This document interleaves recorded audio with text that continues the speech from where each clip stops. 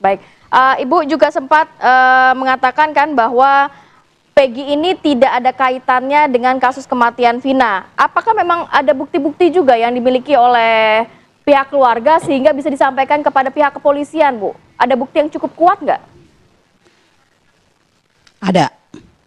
Ada. Berupa apa tuh, Bu? Banyak apa saksinya, bentuknya? Bu. Baik, saksi atau mungkin ada Ya, surat kerja dan saksi lain orang sebagainya. aja ada waktu. Oke. Ya surat kerja ada sama ibu. Baik. Oke. Selama 8 tahun ini, Bu, Peggy aktivitasnya apa saja? Karena informasinya Peggy ini bekerja sebagai buruh bangunan, begitu. Apakah ada pekerjaan lain yang ia lakukan, berjualan atau misalnya dan lain sebagainya? Tidak. Peggy hanya kerja bangunan. Baik. Ibu, kapan terakhir berkomunikasi dengan Peggy sebelum ditangkap oleh pihak kepolisian? Sayanya lupa. Baik. Apa yang disampaikan terakhir? Adakah menyampaikan terkait kasus ini dan lain sebagainya? Atau menceritakan sudah ada pihak kepolisian yang mendatanginya di Bandung, Jawa Barat?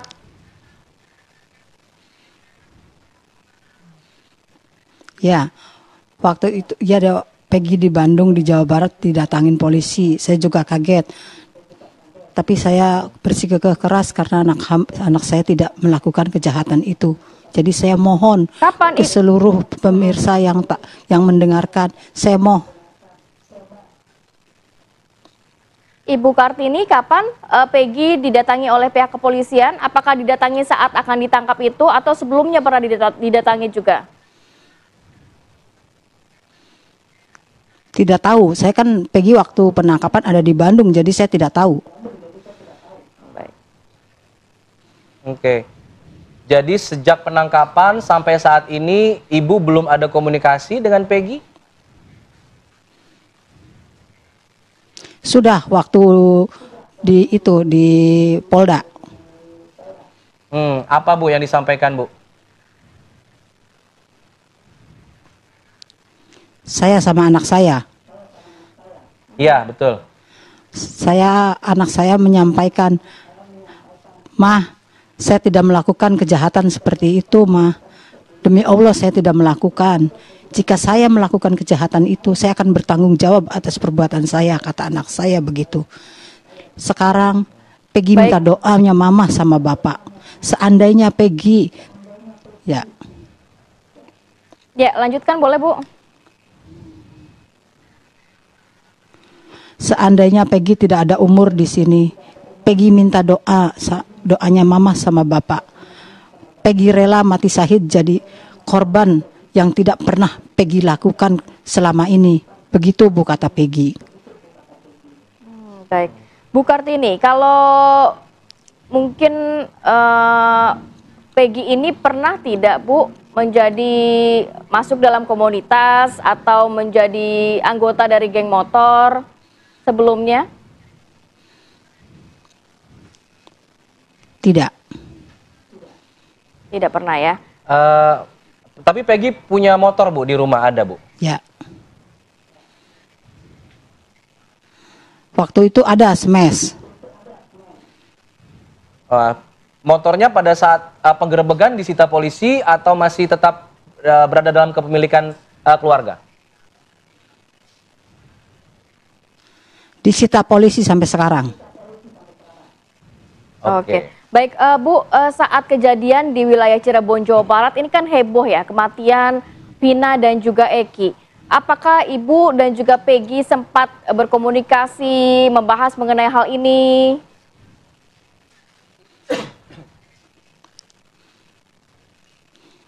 Ya, saya bertanya sama Peggy, sedangkan kasus-kasus yang terdengar anak saya yang terlibat. Jadi saya ngomong sama Peggy, "Peggy, apa kamu pernah melakukan kejahatan itu?" Peggy ngomong, "Tidak, Ma. Peggy tidak melakukan kejahatan itu. Peggy juga sadar, Peggy orang tak mampu. Buat apa Peggy melakukan kejahatan seperti itu? Peggy juga punya adik perempuan. Peggy juga takut kualat nanti barangkali tertimpa pada adik perempuan Peggy. Kayak gitu Peggy ngomong, Bu. Oke, baik. Saya bergeser ke Ibu Yanti, kuasa hukum dari Peggy. Bu Yanti, saat ini untuk status Boleh. Peggy sendiri, Ya. saksikah atau sudah tersangka? Bagaimana update terbarunya?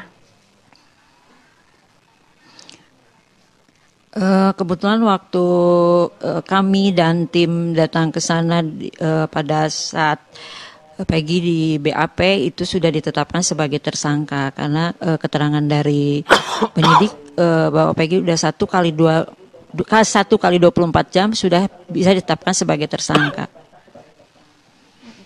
Jadi penetapan tersangkanya baru beberapa waktu terakhir ini ya Bu ya? Iya, penetapan tersangkanya itu seperti tergesa-gesa. Kami kan Peggy ditangkap pada tanggal 21 Mei 2024 jam 6 sore.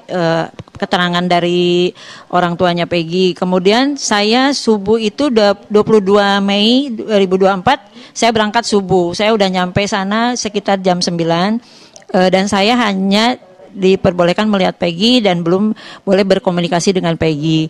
Kemudian saya disuruh menunggu dan baru bisa komunikasi dengan Peggy itu di jam 8 malam. Saya menunggu dari jam 9 sampai jam 8 malam. Ya karena kita sama-sama penegak hukum, saya hormati apa yang menjadi keputusan dari polisi. Saya tunggu.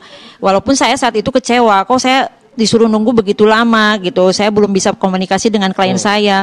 Padahal saya pengen komunikasi dan saya ingin mengajukan penangguhan penahanan saat itu.